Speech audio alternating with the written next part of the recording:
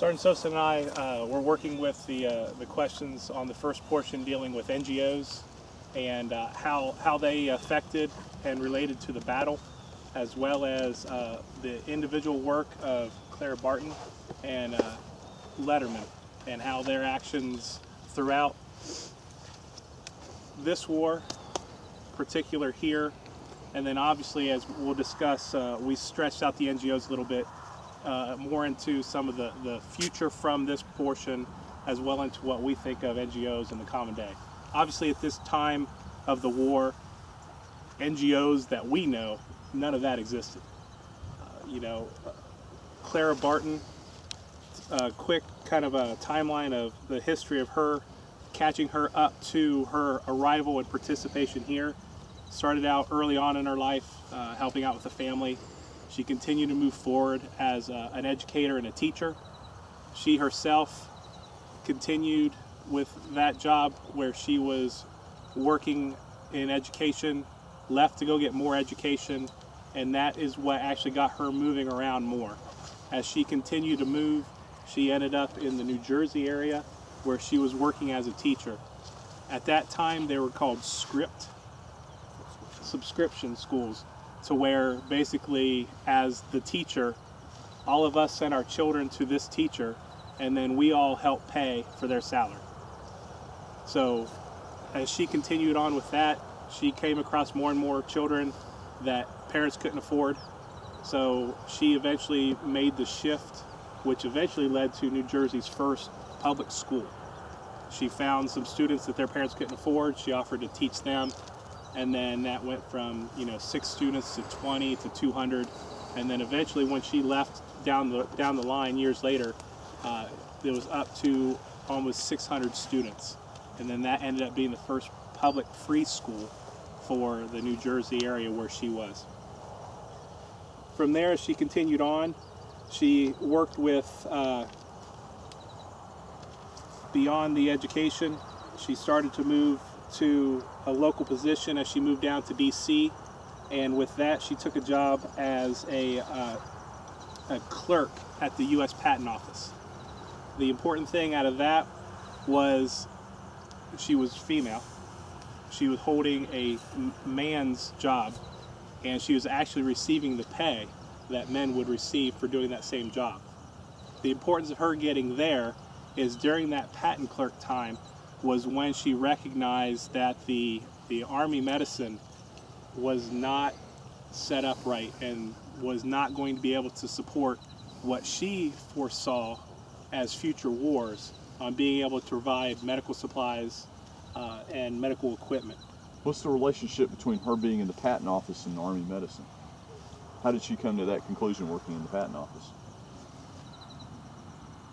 That I don't know. Patent office is being used as a hospital in DC. A lot of buildings in DC were taken over. Remember I told you guys at the beginning of the war, Bull Run happens and everybody goes back to Washington. Many of the Union casualties, most of them at that time, are coming into Washington DC. So early in the war they begin to use places like the patent office as a hospital. Another little bit of trivia about that, another famous person that worked in that patent office was Walt Whitman, the poet, worked there too. He went a very similar route as Clara Barton and became a nurse. So then that makes perfect sense now. That's the tie, because she started out early on with the family. She moved into education. She went to the patent office, but then you see most of her work at this war and in the future. And if you look up research on her, one of the first things that they mentioned was she was a nurse. Yeah. So that was that transfer. And again, the unpreparedness is what she noticed at that location. I think she was also heavily influenced by her father because he was a soldier himself. And she always was very patriotic based on it. Which you discussed earlier, saying that especially those with the North, it was the war, the war, the war. If you can go and you can participate, you either participate with funding, supplies, equipment, or yourself to go fight. There's a very good movie if you want to watch it. It came out I think last year or maybe the year before. It didn't get a lot of billing. It's called Copperhead. You can look at it. It's probably on Netflix, I'm sure. Look it up. It's about people in the North who opposed the war and what they went through. It's a very, very well done movie. Her movement from the Washington area, recognizing the difficulties, she continued to try to get support of the politicians. She knew again that they weren't prepared for what they've already seen and what she knew the rest of this war was going to provide. She worked and fought for over a year before this battle, collecting supplies, working with politicians, trying to drum up all the support she could. She finally got, I guess, the approval to travel with her supplies as she followed along behind some, and this was the first main engagement to which she was following. She was at the back of the line, and as we discussed how large these groups of movement were, you know, if we were here, there would still be people where we got dropped off at the van that were still getting ready to start working this way. She was more than several miles, she was more than a day behind the front. She pushed ahead on her own with her own group to push herself through these marching lines, through all these people, to get herself up closer to the front of the line where she knew her supplies were needed. But like everything else, even a modern tie, medical just kind of supplies are just kind of If it's not bullets, if it's not food, if it's not things for the cannons or supplies for the horses, Beans and bullets. it can wait. And she wasn't going to put up with that. So she's like, fine, yeah, I'll do it myself, and I'll push through, and I'll get up there where I'm needed. And you cannot overstate how unusual that was, because as you said about her working in the patent office and getting the same salary as a man, she was a woman doing a man's job. She's not even in the army. All right, and she is pushing her way through these troops and through these supply lines, which is absolutely incredible. Now, Clara Barton, if you're going to talk about this, just stop me. She recognized, because of her background, she recognizes something that Army surgeons don't recognize. She recognizes the need for particular types of material at the front. Are y'all going to talk about that at all? No, I don't think we touched on that too much. A little bit of just some of the supplies that she had, and as they ran into issues, she had everything it seemed like they needed. Exactly. Because they didn't realize they needed it, because it's not the way they thought. They didn't think about comfort. She thought a lot about comfort of the patient, comfort of the surgeons doing the work, and the Army didn't think that way at the time. As she finally worked her way up to the northern edge of the cornfield, it was about noon when she arrived here. And that's when she first noticed, watching the surgeons that were dressing the wounds, that they were using what they had available. They didn't have a whole lot of supplies. They had corn husk. And at the time, again, they were green. They weren't dried out. But the corn husk ended up being the bandages that they were using originally. Take what you got available.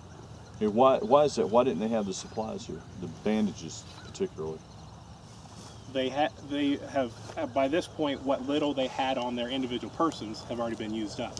The rest of their wagon supply, with that, again, the beans and bullets, with the Letterman group, I know a lot of the ambulances and a lot of the supplies got left in Washington before they ever started. And also, other things. The Monocacy bridge was blown out by the Confederates while they were retreating. So all the cars filled with medical supplies were left behind. Then as well as the ones that they had with them, they started leaving at the side of the road while they were traveling. So I want to steal the thunder of the folks who are going to talk about Letterman, but the reason there's no supplies here is exactly that. A lot of people are dropping them. A lot of surgeons are being pushed out of the way for other things like beans and bullets.